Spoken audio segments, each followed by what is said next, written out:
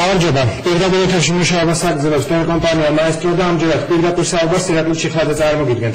ჩვენი სტუდიის სტუმარი არის ფორუმის ლიდერი ბატონი გუბა სანიკიძე, რომელიც ტელეკომპანია მაესტროს ირგვლივ განვითარებულ მოვლენებთან დაკავშირებით დღეს პირველ კომენტარს გააკეთებს.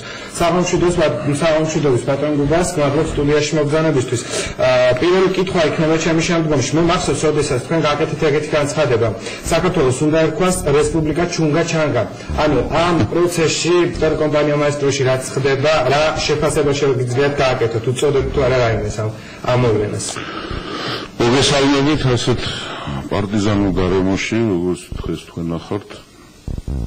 მინდა ძალიან მალე რომ დამთავრდეს ასეთ ვითარებაში თქვენი მუშაობა, გულწრფელად გისურვებთ, რომ სრულფასოვანი ფასვლადობა გქონდეთ, იმიტომ რომ არ დაგიმალავთ, ჩვენი საზოგადოება ძალიან განიცდის ამ საკითხს, რაც მოხდა მაესტროს გარშემო, ასე რომ მთელი სულით და გულით გისურვებთ, რომ ჩვეულ რეჟიმში დაბრუნებულიყავით. რაც შეეხება პირველი კომენტარი არ არის, ეს ჩემთვის მეორე კომენტარი, მე იმ დღეს ვიყავი თქვენ სტუდიასთან, ხარდაჭერა გამოვხატე თქვენს მიმართ, ასე რომ ბევრს ახალს ვერ ვიტყვი ხა. რაც მოხდა, მე კონკრეტიკიდან თავს შევიკავები, იმიტომ რომ მე მაინც ვთვლი, ახლა როგორც პოლიტიკური პარტიის წარმომადგენელი, მე მაინც ვთვლი, რომ ეს არის მაესტროს შიდა პრობლემა, მე ვისურვებდი, რომ ძალიან მალე გადაწყდეს ეს პრობლემა, მაგრამ ზოგადად შევაფასებდი, რომ ეს არის ძალიან ცუდი, რაც მოხდა მაესტროსთან დაკავშირებით და ვთვლი, რომ ხელისუფლებას გაუჩნდა ძალიან ბევრი სამართლიანი თუ უსამართლო ბერკეტი იმისათვის, რომ მაესტროს ბოლო მოუღოს. სხვა საკითხია ქართული საზოგადოების დაავადებულება როგორი იქნება, ახლა ვითარება საკმაოდ გამწვავებული არის, რაც ცუდი არ არის, კარგია. იმიტომ რომ ყურადღება არავითარ შემთხვევაში არ უნდა მოდუნდეს მაესტროსთან დაკავშირებით, იმიტომ რომ ეს განსაზღვრავს პრინციპში საზოგადოებრივი ყურადღება, განსაზღვრავს მაესტროს მომავალ ბედს.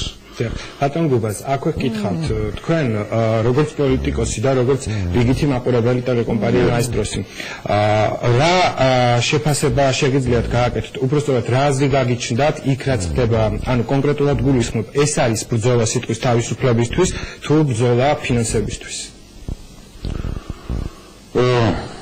შეიძლება ორივე ერთად იყოს და ერთმანეთს ხელი არ შეუშალოს ფინანსებისთვისაც, მაგრამ მე მაინც ვთვლი, მე ამ შემთხვევაში საზოგადოების მხრიდან გესაუბრებით, იმიტომ რომ ამ შემთხვევაში არა ვარ ხოლმე თქვენი კოლექტივის წევრი, ამ შემთხვევაში ეს არის ბრძოლა სიტყვის თავისუფლებისთვის, ჩემთვის ასე არის ახლა. ნებისმიერ ტელეკომპანიას და მათ შორის თქვენც რომ ფინანსური საკითხები მოგვარებული უნდა გქონდეთ და რო გჭირდებათ ფინანსები, ამაზე სადავო არაფერი არ არის. მაგრამ ფინანსური პრობლემები შეიძლება იყოს საბაბი. მაგრამ მიზეზი არის სიტყვის თავისუფლება ჩვენს ქვეყანაში, მისი პრობლემები და ახლა მაესტროს რეიტინგებს ჩვენ თუ გავითვალისწინებთ და მაესტროს საზოგადოებრივ გავლენას თუ გავითვალისწინებთ, ეს პირველ რიგში ნამდვილად არ აწყობს ხელისუფლებას ახლა. მაესტრო ერთ-ერთი მთავარი შემადგენელი ნაწილია ხელისუფლების პრობლემებში, ახლა ჯიხურების საკითხიც არის ხო აქა?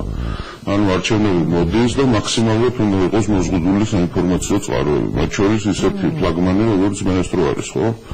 ამიტომ მაესტროს განადგურება, ან მისი რეიტინგის დაცემა, ან მისი პრესტიჟის დაცემა, ეს პირდაპირ არის ხელისუფლების ინტერესში. ჩვენ რადგან საუბრობთ ხელისუფლებაზე, აუცილებლად უნდა შევხვდეთ ქართული პარტიის ლიდერს, ეროსი კიწმარიშვილს, რომლის კომპანიაც იყო ამ ტელეკომპანიის მმართველი და ფინანსურად უზრუნველყოფდა მის სიძლიერეს.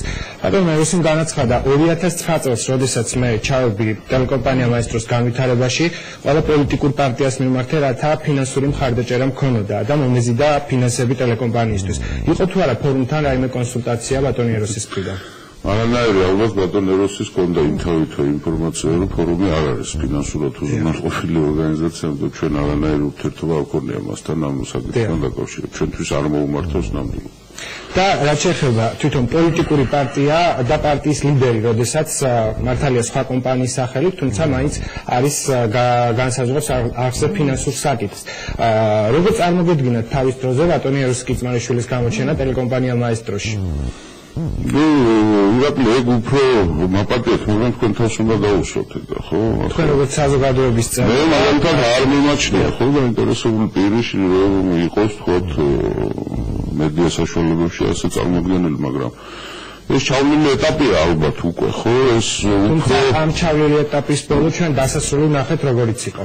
ხო, თუმცა არ ვიცი მე მაინც ჩავთვლედი ღრმა პატივისცემის მიუხედავად თქვენს მიმართ ეს უფრო თქვენი პრობლემა იყო ვიდრე ჩვენი პრობლემა ამ შემთხვევაში სხვა პოლიტიკური ძალების ხო მაგრამ ცუდად დამთავრდა ეს ამბავი სხვათა შორის ლოგიკაც არის ამაში არის გარკვეული ლოგიკა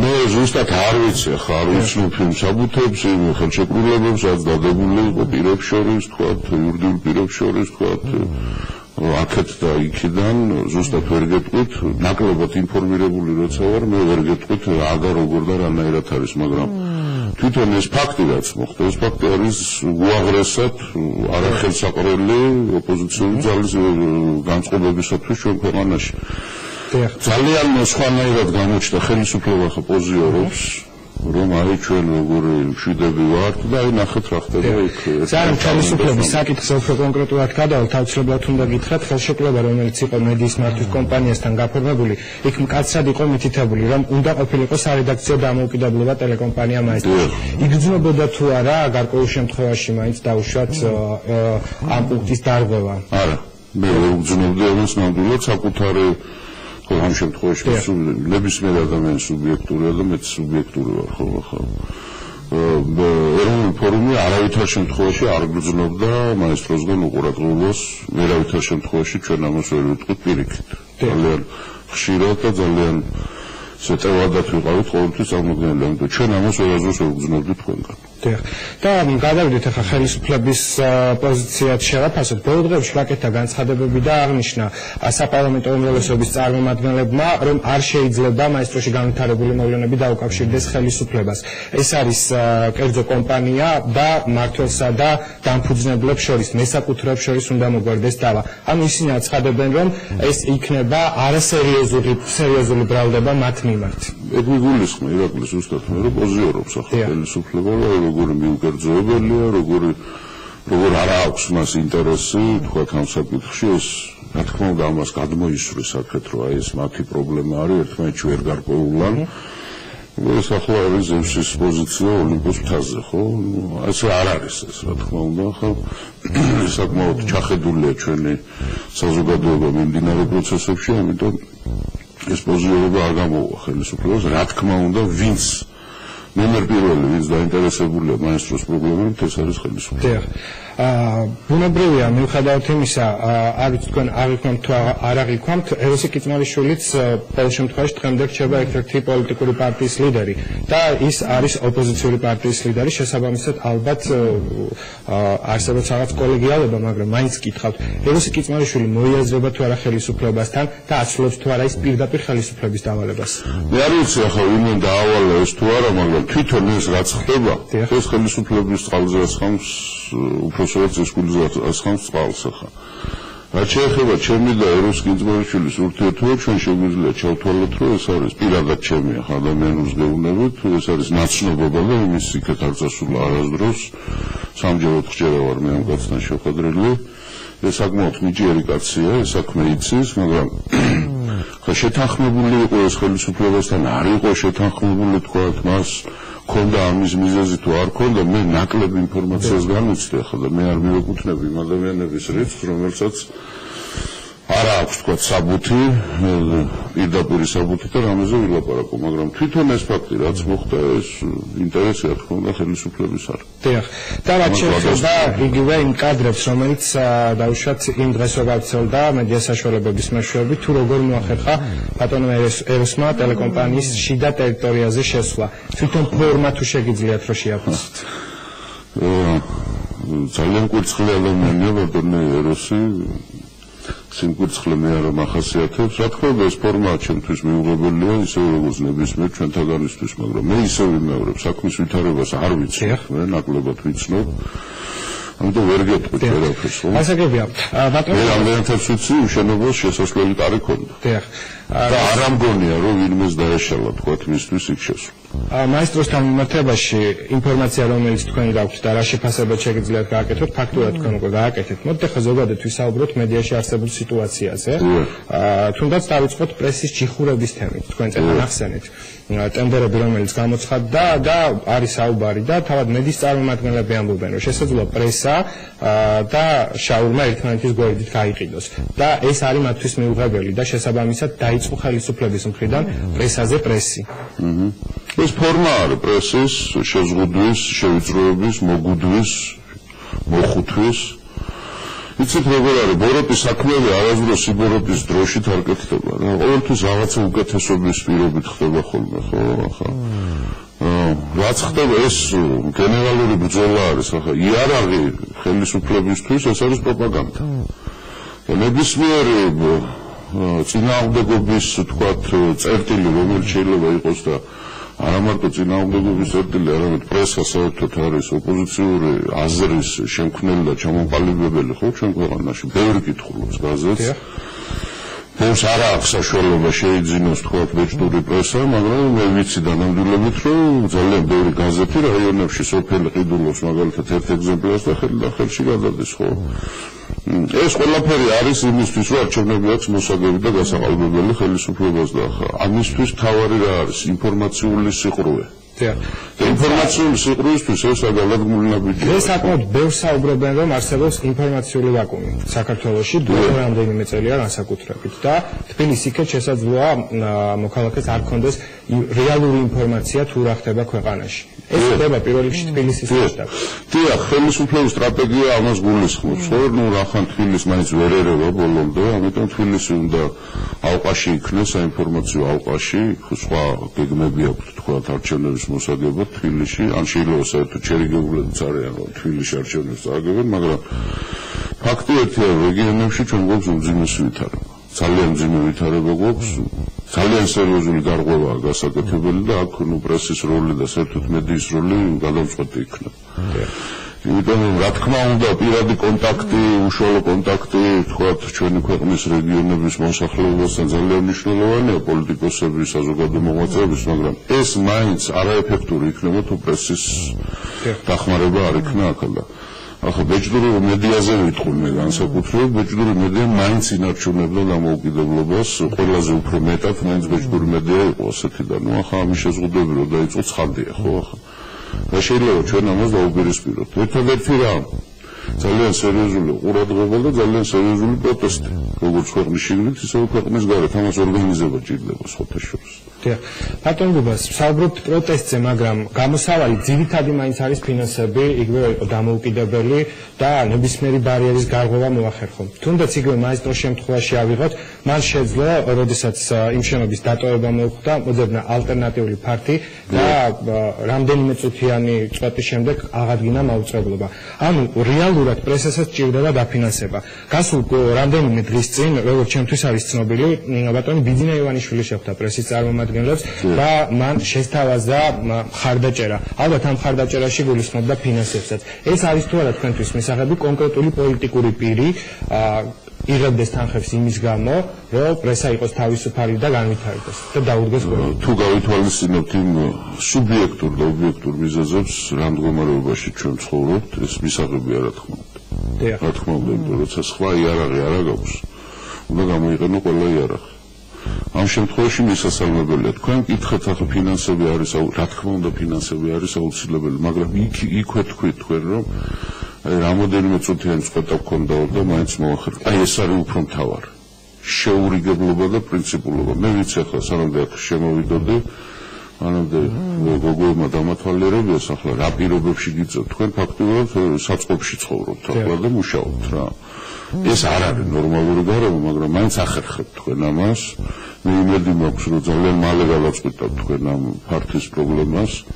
მე არ ვიცი ახლა რითი შეიძლება ჩვენ დაგეხმაროთ ეროვნული ფორუმი, ერთადერთ შეიძლება კეთილი სურვილები გისურვოთ, მაგრამ ეს უფრო მთავარია. თუმცა მხარდაჭერაც ალბათ გაცლებთ უფრო მნიშვნელოვანია ამ სიტუაციაში. და ამის პრობლემა არც არის, იმიტომ რომ ახლა მაესტრო მარტო თქვენი პირშო არ არის. მაესტრო ქართული საზოგადოების პირშო არის და მაესტრო ასევე პოლიტიკური პარტიების ჩვენ საზოგადოების ნაწილი ვართ და ჩვენ ძალიან გამიცდით. დიახ, მე შეგნებულად ვახსენებ ახლა ბიძინა ივანიშვილი და პრესასთან შეხვედრა. როგორ ფიქრობთ, ხელისუფლების გააქტიურება იგივე მედიის მიმართ ხო არ გამოიწვია ბიძინა ივანიშვილის ქართულ პოლიტიკაში გამოჩენა? იმიტომ ჩვენ ვიცით რომ ბოლო პერიოდში გააქტიურებას იგივე პრესის მიმართ წეწოლა, იგივე რაც მოხდა თუნდაც ტელეკომპანია მაესტროში, ამასაც უძღვოდა წინ საუბარი, რომ თითქოს ბიძინა ივანიშვილის გამო აღიზიანდა ეროს კიწმარიშვილი, რომელმაც გადაწყვიტა ამ ფორმით ტელეკომპანიის ძალაუფლების აღდგენა სრულად და მას ჰქონდა შესაძლებლობა ჩარევა სარედაქციო პოლიტიკაში. ყოველ შემთხვევაში ამაზე საუბრობთ. ესე იგი, მე რამდენადაც სწორად გავიგე, ესე იგი ხელისუფლების აქტიურობა და ზეწოლა მედიაზე გამოიწვია ბიძინა ივანიშვილის გამოჩენა. რა თქმა უნდა. აქ ორი აზრი ვერ იქნება. ხელისუფლებას აქვს სერიოზული პრობლემა. ივანიშვილთან დაკავშირებით, იმიტომ რომ ივანიშვილი არის ადამიანი, რომელსაც აქვს ძალიან დიდი მხარდაჭერა და აქვს შესაძლებლობები და მარტო ფინანსურს არ გულისხმობს, ხო, თუმცა ფინანსური ძალიან სერიოზული ერკეტი არის, ახლა ყველანაირად, ხო, წვრილი დატყმებით, წვრილი პრობლემების შექმნით შეეცდება ხელისუფლება, ხო, ბიძინა ივანიშვილის გადაკეტვა მოხდეს, თქვა. ერთ-ერთი მთავარი ეს არის, რომ ის საინფორმაციო ჩაკეტვა მოხდეს. რა თქმა უნდა, ეს ასე. ორი აზრი არსებობს ახლა. სხვა ვინმე არ მეგულება მეჭკუად ყოფილი, ვინც ამას ასე არ თვლით. გინდა ხელისუფლების მომხრე, გინდა ხელისუფლების მოწინააღმდეგე. რა თქმა უნდა, ეს ასე. გასაგებია, თქვენ წეხან რეგიონები ახსენოთ, არის უმძიმესი სიტუაცია. მოდით ახლა გადავინოსოთ რეგიონებში რაც ხდება უფრო კონკრეტულად. მე ვიცი, რომ ფორუმი სისტემატურად დადის რეგიონებში და ხვდება თავის მხარდამჭერებს და საუბრობენ ნებისმიერ საკითხზე, რაც დაუშვათ მათ ადგილზე აწუხებთ პოლიტიკურ ვითარებაზე. რა უნდა გაკეთდეს იმისთვის, რომ ეს ხალხი გაცილებით მეტად ინფორმირებულნი იყვნენ? ალბათ ადგილობრივი მედიის მხარდაჭერა არის ამისთვის აუცილებელი. რეგიონალური მედიის, ახლა მე თქვენ ციცით ალბათ ამის შესახებ ჩემზე უკეთესად. ძალიან სერიოზულ პრობლემებს უქმნიან ტელეკომპანია თრიალეთს. თრიალეთი ძალიან საინტერესო და ძალიან სერიოზული მედია საშუალება არის. მე რამდენადაც ვიცი, 9 მილიონი მოქალაქეზე გადის, თითქმის მთლიანად ქართლზე, შიდა ქართლზე განსაკუთრებით. თრიალეთს პრობლემებს უქმნიან. ჩვენ უნდა გამოვიყენოთ ძალიან სერიოზულად რეგიონალური მედია საშუალებები, რომლებიც მაპატიოს ყველა, მაგრამ შეიძლება გერის მდგომარეობაში შეიძლება იყოს თბილისიდან, იგივე ოპოზიციის მხრიდანაც, ხო? მე ვთვლი, რომ აქ გენერალური შეტევა უნდა იყოს რეგიონებზე საინფორმაციო გარღვევისათვის. ბატონო გუბას, თქვენ აღნიშნეთ, რომ შესაძლოა თქვენს გქონდეთ ინფორმაცია, რაც ხდება. მე უბრალოდ ერთ მაგალითს ვიტყვი. ქვეყანაში სადაც არის თუ არ ვცდები 25-მდე რეგიონული ტელეკომპანია და უმეტეს მათგანს მე ყველას რა თქმა უნდა არ შევეხები, დაფინანსება აქვს ადგილობრივი თვითმმართველობისგან. ამ შემთხვევაში რამდენად შესაძლებელია, რომ ეს მედია იყოს თავისუფალი, გათავისუფლდეს წნეხისგან და თავისუფლად გააკეთოს ნებისმიერი ინფორმაცია. ირაკლი, მოდი ასეთი რამე დავთვალოთ ახლა მე და შენ. თავისუფალი სიტყვა საქართველოში, ახლა ჩვენ გარკვეული გამოთვლები გავაკეთებთ, თუ თბილისს გამოვრიცხავთ ამ შემთხვევაში, თუ თბილისი მაინც ინფორმირებულია და მიმდებარე ქალაქები რუსთავი თქვა ცხეთა, ხო? ახერხებს მაინც იქ მაცხოვრებელი ინფორმაციის მიღებას. დანარჩენ საქართველოში ავად თუ კარგად, აი ამ რეგიონული ტელევიზიების საშუალებით და იგივე მაესტროსი თქვა კავკასია რამოდენიმე ადგილზე გადის, ხო? დაახლოებით მოსახლეობის 40% ახერხებს მაინც ინფორმაციის გაგებას. ახლა ამ სეგმენტის გაშლა სავსებით შესაძლებელია. სავსებით შესაძლებელია, ოღონდ ამას ჭირდება სტრატეგია. და სტრატეგია არა მარტო მედია საშუალებებით, არა მარტო ჟურნალისტებით, არამედ და მარტო პოლიტიკური პარტიებით არა. საზოგადოების მხრიდანაც რა, იცით როგორ არის? ჩვენ ძალიან დავუშვით უფლებებზე საუბარს და მოვალეობები ცოტა გადაგვაუწყდა. ხო, მოვალეობა ესა რომ ინფორმაცია რახან ყველამ ვიცით რომ რეგიონში ინფორმაცია არ ჩადეს, მაშინ ყველა მოქალაქისთვის მოვალეობა უნდა იქცეს რომ ინფორმაცია ჩაიტანოს რეგიონში. და რეგიონებთან ჯერჯერობით დედაქალაქის მაცხოვრებლებს გვაქვს ჩვენ ურთიერთობა ნათესავები გვაქვს, ფუძე გვაქვს, ყველას სოფელი გვაქვს, ხო, ფაქტიურად, ხო? ამის საშუალება გვაქვს ჩვენ ინდივიდუალურ რეჟიმში.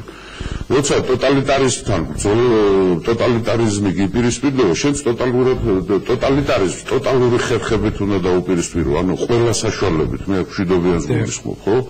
არ ჩადის მაგალითად ჩემ სოფელში, ბუგეულში, რაჭაში ინფორმაცია, მე ჩავდივარ და ვაგებიებ იქ ხალხს. ანუ ეს მოვალეობები ყველას უნდა გქონდეს და ეს მარტო ჟურნალისტების საქმე არ არის და მარტო ოპოზიციური პარტიების საქმე არ არის, ეს თითოეული მოქალაქის საქმეა. სწორი სიმართლის დადგენა. ებრაელებს აქვთ ხო წოლა ღმერთო გამარჩევი ავიდა კარგი როგორ არჩიო ჯერ უნდა იცოდე ხო რა ხდება ეს სამწუხაროდ გვაქვს ჩვენ ახლა ძალიან ბევრი ჩვენ თანამოქალაქე ვერ ერკვევა აუს და კარგში იმიტომ რომ ახლა ისეთი პროპაგანდა მიდის ხო არ ვიცი ფაშისტებსაც კი შეშურდებოდა და ბოლშევიკებს ხო ეს სამი ნაციონალური ეგრეთ წოდებული ნაციონალური ტელევიზიები რასაც აწარმოებენ ამიტომ ამას ჭირდება ფართო მასშტაბიანი შეტევა იგივე რეგიონებზე ინფორმაციული შიმშილის დასაძლევად. დიახ, თუმცა იგივე მედიაზე შეტევა ხელისუფლების მხრიდან საკმაოდ მრავალფეროვანია, სხვადასხვა ფორმით უტევენ. მე მინდა გავხსენო ბოლო პერიოდის ერთ-ერთი ინფორმაცია, რომელიც შეეხება გაზეთ ბათუმელებს. ეს არის საკმაოდ ძლიერი საგამოძიებო გუნდი თავმოყრილი ამ რედაქციაში. თედო ჯაფარიძეს გულისხმობ, რომელზეც მიდიოდა შანტაჟი. და 2 წლის განმავლობაში ისინი თხოვდნენ რომ ეს ფაქტი ყოფილიყო გახსნილი, თუმცა თავად ჟურნალისტების მიერ იქნა ადამიანი მოძებნილი, რომელიც ამ პიროვნებაზე ახორციელებდა ზეწოლას. ისინი დღემდე ითხოვენ პროკურატურისგან ახსნა განმარტებას, იქნა თუ არა გამოძიებული ეს ფაქტი, იმიტომ რომ სახელი და გვარი მიუტანეს, ვინ იყო ეს პიროვნება. დღემდე პასუხი არავის არ გაუცია. ამ შემთხვევაში რა უნდა გააკეთოს ჟურნალისტმა, როდესაც მასზე ხდება ზეწოლა სისტემატურად, თუმცა ძალოვანი უწყება არც ცდილობს რომ იზრუნოს მის უსაფრთხოებაზე. რა ვიცი, იგივეს გეტყვით, რაც მე ვთქვი, ხო, ახლა ითქვა კიდევაც, იგივე ივანიშვილისგან ითქვა, რომ წყალგამყოფი უნდა გაკეთდეს, ხო, ქვეყანაში. წყალგამყოფი არ ნიშნავს, რომ ჩვენ და მტრები. მაგრამ ვიღაცამ სახელი უნდა დაერქვას, ახლა მოდი თქვა, ჟურნალისტიკაშიც არის პრობლემები, ხო? არიან ჟურნალისტები და არიან პროპაგანდისტები, ხო? ამიტომ მეთოდი ერთი არის და მარადიული, ხო? ამას უნდა ებრძოლოს სხვადასხვა ხერხებით, სხვადასხვა წინააღმდეგობით ახლა იგივე ფოტოგრაფების საქმე, ხო? თემ მოიგეთ ამაში. ეს ფაქტიურად პოლიტიკური პარტიების ჩარევის ხარისხი იყო ნულოვანი, ხო? იმიტომ რომ ეს სოლიდარობის შედეგი. აბსოლუტურად. სოლიდარობა ამის წინააღმდეგ. ყველაფერს კურნავს სოლიდარობა. ხო, რამდენად ვახერხებ ჩვენ ამას, ხო? ამიტომ მეთოდიკა იგივე რაც მე გითხარით, ხო, ფრონტალური შეტევა ყველგან. სხვათა შორის ეს ქონდა ოპოზიციას განსაკუთრებით ნოემბრების აქციების დროს, მაშინ ჩვენ ქონდა ძალიან სერიოზული გარღვევები, თქვათ, გავაკეთეთ რეგიონებში, ხო, მე მინაულდა ესა და უკვე მივატოვეთ ჩვენ ისევ რეგიონები და გავმაგრდით თბილისში. არავითარ შემთხვევაში თბილისიდან უნდა გავიდეთ ისევ რა. დიახ, ბატონ გუბას, თქვენ ახსენეთ ოპოზიცია და მოდი ჩავეხები აქციას, რომელიც დაუშვათ გაზაფხულზე საქართველოში იმართებოდა აქციებს, რომელიც 26-ის ღამით დასრულდა. იმ პერიოდშიც რატომღაც კონკრეტულად მე არ დავასახელებ სახელს და გვაქვს, თუმცა ოპოზიციონერების მხრიდან იყო შეურაცხმყოფელი გამონათქვამები კონკრეტული მედია საშუალებების და ჟურნალისტთა მიმართ.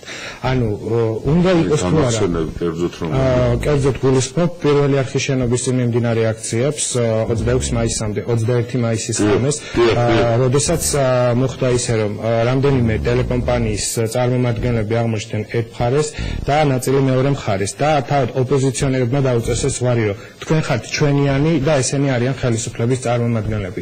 ეს მცნება უნდა არსებობდეს თუ არა იგივე ოპოზიციური არხი, ალბათ ასე არც ეს არ არის, ხო, მისაღები, როდესაც არც მოიხსენიებ როგორც ოპოზიციას. იცით როგორ არის, რა თქმა უნდა გეთანხმებთ ეს ასე არის, არაფერს არ უნდა დაარქვას სახელი, მაგრამ ადამიანი როცა გაჭირვებულია არაორდინარულ სიტუაციაში ცხოვრობს, ხო, როგორში ჩვენ ცხოვრობთ, მაშინ ვარქმევთ ხოლმე ადამიანების სახელებს. და ახლა როცა არ ქმნევენ ასეთ რაღაცებს, ნუ გაუკვირდება რა, იმიტომ რომ რატომღაც ასეთი რამ ჩამოყალიბდა, რომ აბსოლუტურად ხელშეუხებელი, რა თქმა უნდა ხელშეუხებელია, მაგრამ მე გადატანით მნიშვნელობით ვამბობ, არავითარ შემთხვევაში არ შეიძლება ჟურნალისტზე თქვა აუგი. არავითარ შემთხვევაში ამ ქვეყანაში ირაკლი ძალიან ბევრი დავაფუჭეთ პოლიტიკოსებმა, ბევრი შეცდომები ალბათ საზოგადოებასაც მოუვიდა, მაგრამ ძალიან ბევრი დააშალა ფსევდომედია. დიახ. პროპაგანდა რაც ხდება, ეს ანტიქართული ქმედებებია, რაც ხდება, ამიტომ ადამიანებს როცა აქვთ მოსაზრება ამათ ჟურნალისტს ან ტელევიზიას, ეს მათი უფლებაა და კეთილიანება უნდა აიტანონ რა. ადამიანი შეიძლება თვლიდეს, რომ მაესტრო არის ობიექტური და მაგალითად იმედი არ არის ობიექტური. ამის უფლება აქვს და საფუძველიც აქვს ამის. დიახ. თუმცა ალბათ აგრესია რომელიც ჟურნალისტზე გადადის ეს ალბათ არის აგრესია გამორიცხულია რა თქმა უნდა აგრესია არ შეიძლება არც სიტყვიერი შეურაცხყოფა არც გალახვა არც არაფერი მაგრამ ადამიანი ჟურნალი მე მაქვს უფლება უთხრა მოქალაქეს უთხრა ჟურნალისტს შენ არ ახარ კეთილსინდისეები ადამიანი ამის უფლებას მე ვერავინ ვერ წამართვებს გამოვთქვა ჩემი პოზიცია ამა თუ იმ პიროვნებაზე ამ ქმედებაზე ამ მოვლენაზე ეს ჟურნალისტებმაც უნდა აიტანონ ეს ხოთეშორს გასაგებია რატომ გუბას საკმაოდ დიდი პოლიტიკური წარსული აქვს ფორუმს და შესაბამისად შეგვიძლია ჩვენ ვისაუბროთ იგივე არჩევნების წინა პერიოდზე პოლიტიკურ პარტიასა და მედიის ურთიერთობაზეც. რამდენად გეძლევა შესაძლებლობა იგივე საეთერო დროის, რამდენად სწორად გადასცემა ინფორმაციას წინა საარჩევნო კამპანიის დროს თუმცა ამ ყველაფერზე რეკლამის შემდეგ გავაგრძელოთ.